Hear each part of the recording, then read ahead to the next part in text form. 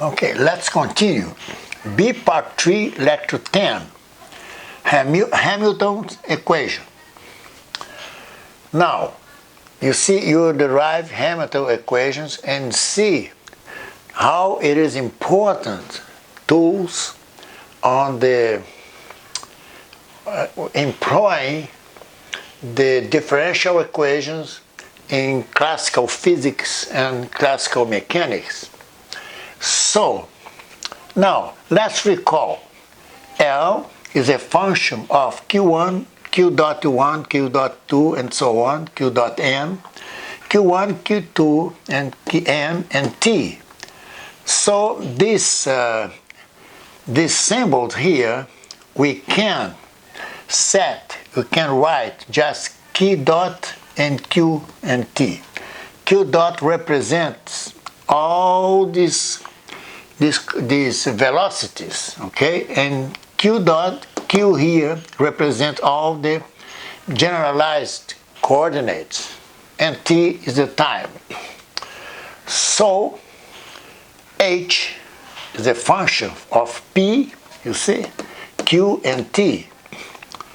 By definition, partial L respect to Q dot I is equal Pi. Remember, I here, you see, is Qi is the velocity, Pi is the momentum.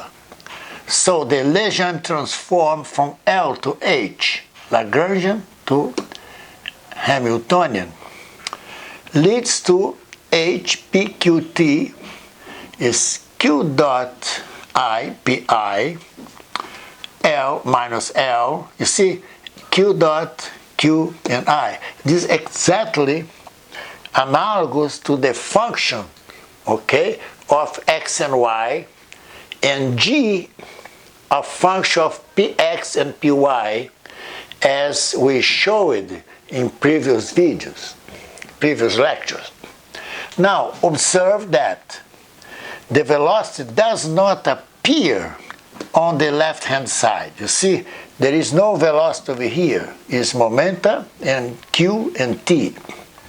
So, what we'll do, you see, we solve this equation here, okay, to obtain Q dot I in terms of P, Q, and T, okay, as you pointed out in previous videos, in which it is substituted into H, P, Q, T if the Hessian matrix, the circular derivative of the Lagrangian with respect to Q dot I, Q dot J is non-singular.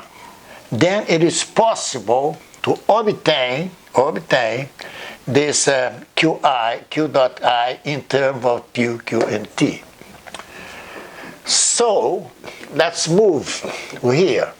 Okay, H function of P, Q, and T implies that the differential of H, you just extend this, the expansion of this, you can expand it, this just from calculus, okay? Differential of a function.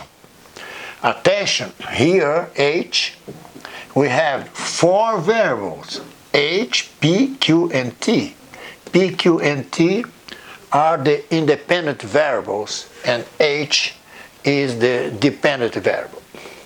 So, on the other hand, the dH is D. Now here, I substitute H over here by Q dot P minus the Lagrangian of Q dot Q and T. That's what we obtained when we derived for F function of x and y, and G function of Px and Py. So, this is the definition, okay, of P is partial L respect to Q dot. In this case, you substitute this into equation over 2, this leads to, just substitute and see it. So dH is q dot dp plus p dq dot minus p dq dot minus partial L respect to q dq. You see, this will follow easily. And this here will cancel, okay? Because you substitute partial L respect to q dot, substitute by p. So this is cancelled. So dH is q dot dp minus partial L respect to q dq minus partial L respect to t dt. Attention now. From the Euler-Lagrange equation, we derived using variational calculus. Previously, we derived this relation here. So partial L respect to q is d of dt, attention now, of partial L respect to q dot, which this is p by definition, okay? This over here is p. So I can substitute, you see, d dt of p is q dot. So partial L respect to q is just p dot, okay, derivative of p with respect to time. Thus, I substitute and see it clear, okay, that dH is q dot dp minus p dq minus partial L respect to t dt. This is number 3. Now I will compare equations 1 and 3. This is 3 and this is 1. You just compare and write q dot is partial H respect to p, and p dot is equal minus partial H respect to q, and partial L respect to t. Let's see. This is minus partial H respect to t.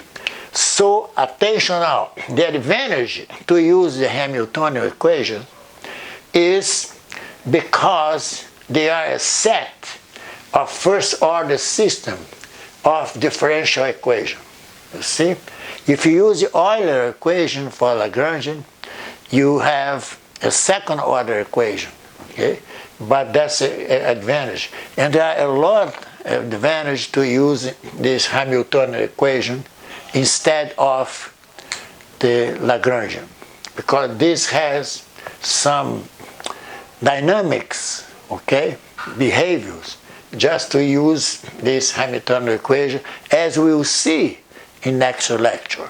See, that's it.